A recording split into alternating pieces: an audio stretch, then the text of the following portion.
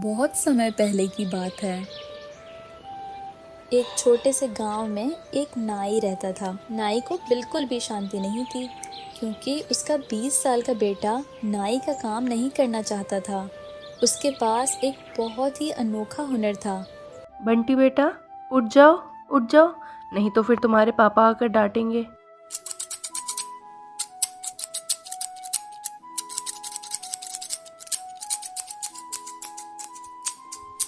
माँ, पिताजी अभी नहीं आ रहे हैं। मैंने उनकी कैंची की आवाज़ सुनी है। अभी वह काम कर रहे हैं। अच्छा, जब देखो सोता ही रहता है। ठीक है, सो जा, लेकिन जब पिताजी आने वाले हो तो मुझे भी बता देना, मैं भी खाना बनाना शुरू कर दूंगी।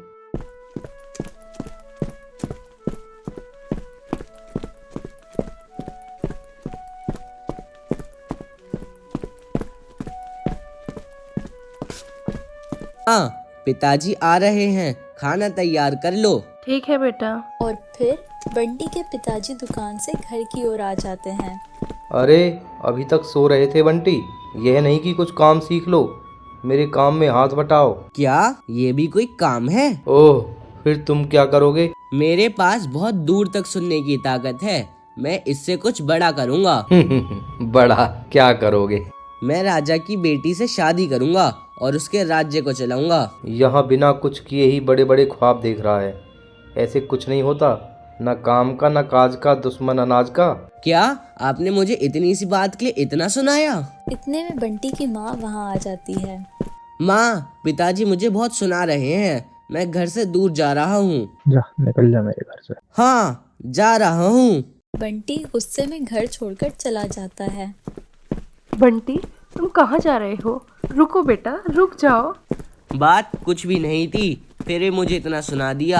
अब मैं घर कभी नहीं जाऊंगा, उनके बुलाने पर भी नहीं। अब मैं अपना सपना खुद पूरा करूंगा। सपना पूरा करके ही वापस लौटूंगा। पेड़ से एक पका हुआ आम टूटकर नीचे गिरता है।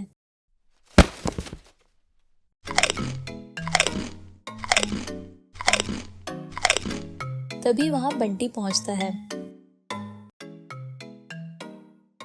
अरे भाई, इतने सारे आम खा रहे हो, खुद ही खाओगे या मुझे भी खिलाओगे? वैसे नाम क्या है तुम्हारा? मेरा नाम पप्पू है। मैं कितना भी खा लूं मेरा पेट ही नहीं भरता। रोटी, दाल, चावल, समोसा, कचौड़ी, जलेबी, लड्डू सब खा जाता हूँ। बचपन से सारा दिन खाता रहता हूँ, इसलिए मेरे पिताजी ने मुझे घर से निकाल दिया। उन्होंने कहा, तेरे हाथी जैसे पेट को कौन भरेगा। अगर ऐसे ही खाते रहोगे तो तुम्हें घर से निकालेंगे ही। अब तुम क्या करोगे? तुम्हें खाने को कुछ अच्छा भी नहीं मिलेगा। तो अब मैं क्या करूँ? मेरे साथ राजमहल चलो, वहाँ तुम्हें अच्छा खाना मिलेगा। मैं भी वहीं जा रहा हूँ, चलो मेरे साथ। मेरे पास भी एक हुनर है, चलते चलते बताऊंगा तुम्हें। और फिर दोनों राजमहल की ओर चल पड़ते हैं।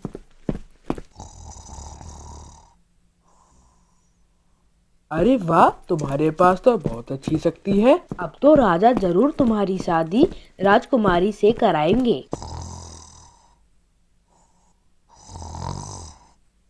पप्पू, मुझे खर्राटों की आवाज़ आ रही है। पता नहीं कौन इतनी तेज खर्राटे मार कर सो रहा है। चलो जाकर देखते हैं। तभी पेड़ से एक पत्ता गिरता है। अरे, चैन से सोने भी नहीं देते। घर पर तो कोई मुझे कूलर की हवा में सोने नहीं देता, और यहाँ पर भी मुझे कोई सोने नहीं दे रहा। कम से कम यहाँ तो सोने दो। इतने में वहां बंटी और पप्पू पहुंच जाते हैं। अरे, तुम्हें किसने जगा दिया? पत्ता गिरा और मेरी नींद खराब हो गई। अरे, पत्ता गिरने से भी किसी की नींद खराब हो सकती है क्या?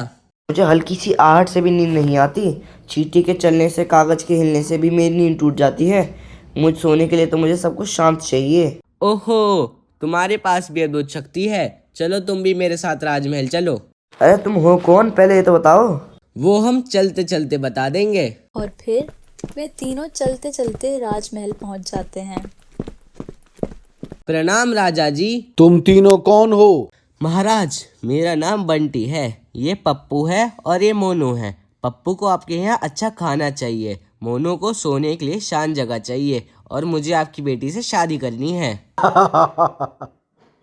सपना अच्छा है तुम्हारा, पर मैं अपनी बेटी की शादी यूं ही किसी राह चलते आदमी से कैसे करवा दूं? महाराज, हम तीनों के पास अलग अलग शक्तियाँ हैं। ओह, ऐसी क्या शक्तियां हैं तुम्हारे पास? महाराज, मैं कितना भी खा लूं मेरा पेट कभी नहीं भरता। महाराज, अगर आप चाहे तो हम तीनों आपको अपनी शक्ति दिखा भी सकते हैं। ठीक है, दिखाओ, लेकिन अगर मुझे जरा सी भी गलती दिखाई दी तो मैं तलवार से तुम तीनों की गर्दनें उड़ा दूंगा। ठीक है महाराज, पर अगर हम तीनों शर्त जीत गए तो मोनू को जिंदगी भर सोने की जगह मिलेगी, पप्पू को जिंदगी भर खाने को मिलेगा और मेरी शादी राजकुमारी से कर दी जाएगी। बताइए, मंजूर है? हाँ, मुझे मंजूर है। इसके बाद पप्पू खाना खाना शुरू करता है और पलक झपकते ही वह सारा खाना खत्म कर देता है। यह देखकर राजा फिर से ताली बजाकर और खाना मंगवाते हैं। इसी तरह बार बार खाना आता है और पप्पू हर बार सब कुछ खा जाता है। और इस तरह ऐसा समय आ गया कि राजा जी का पूरा रसोई घर खाली हो गया।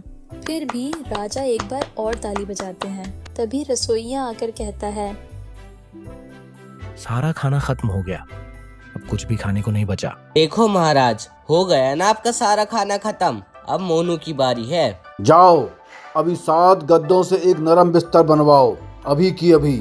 हमारे सेवकों ने बहुत ध्यान से बिस्तर बनाया है, मैंने खुद सोकर देखा है, इसमें कोई खोट नहीं।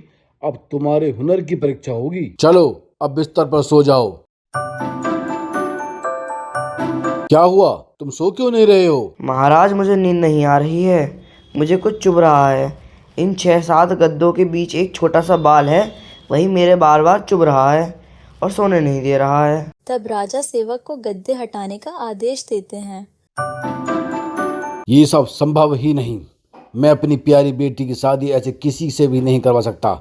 नहीं नहीं, मैं ऐसा कभी नहीं करूंगा। तुम्हें मुझे कुछ दिखाने की जरूरत नहीं है, तुम लोग अपने घर जा सकते हो। शर्त का क्या होगा फिर? मुझे शर्तों की बातें मत सुनाओ, जाओ, तुम जा सकते हो। पर शर्त तो ऐसी नहीं थी महाराज। मैं यहाँ का राजा हूँ, कोई भी शर्त मेरे लिए मायने नहीं रखती। महाराज, आप राजकुमारी से मेरी शादी नहीं करवाना चाहते, ठीक है। महाराज, असल में मंत्री और सैनिक आपत्ति कर रहे हैं, वे आपको मारने की बात कर रहे हैं। मैंने ये साफ साफ सुन लिया है, वे आपको आज रात मार डालेंगे। लेकिन मैं कैसे मान लूं? आज रात और मुझे रुक जाने दीजिए, मुझे एक तरकीब सूझ रही है। और फिर रात हो जाती है। मंत्री और सेनापति धीरे से राजा के शयन कक्ष के पास पहुंच जाते हैं। वे धीरे से दरवाजा खोलते हैं और देखते हैं कि बिस्तर पर चादर ओढ़कर कोई सो रहा है। दोनों धीरे धीरे बिस्तर के पास पहुंचते हैं और सेनापति जोर जोर से तलवार चलाने लगता है।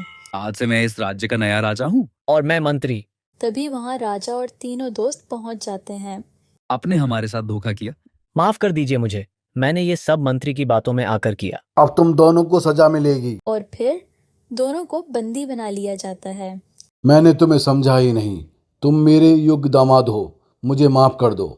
मैं आज ही तुम्हारी शादी अपनी प्यारी बेटी से करवा दूंगा, मुझे माफ कर दो। इसके बाद पूरे महल को सजाया जाता है। चारों ओर आतिशबाजियां होने लगती हैं। इससे पप्पू को जिंदगी भर खाने को मिलता है, मोनू को आराम से सोने की जगह मिल जाती है और बंटी की शादी राजकुमारी से धूमधाम से कर दी जाती है। क्या आपने हमारा चैनल चेक किया? अगर नहीं किया तो अब कर लो, हमारे पास है मजेदार कहानियाँ, गेम्स और ढेर सारी मस्ती। हमारे साथ जुड़े रहने के लिए जल्दी से नीचे दिए गए लाल बटन को दबाएं और हमारा चैनल सब्सक्राइब करना और बेल आइकन दबाना ना भूलें।